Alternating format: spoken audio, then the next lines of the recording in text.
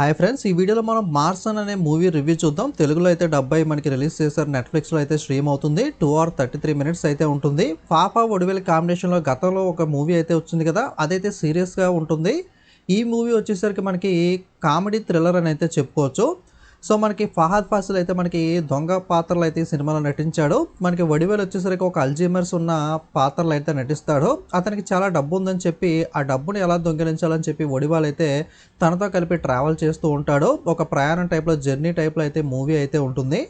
So movie ఓవరాల్గా అయితే okay, పర్లేదు, ఒకసారి అయితే ట్రై చేయొచ్చు. ఫ్యామిలీతో అయితే చూడొచ్చు, ఇష్యూ అయితే లేదు.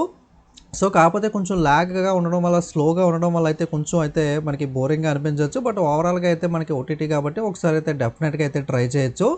ఇలాంటి మరిన్ని రివ్యూస్ కోసం తప్పకుండా ఛానల్ అయితే సబ్స్క్రైబ్ చేసుకుని ఫాలో అవ్వండి. Thank you.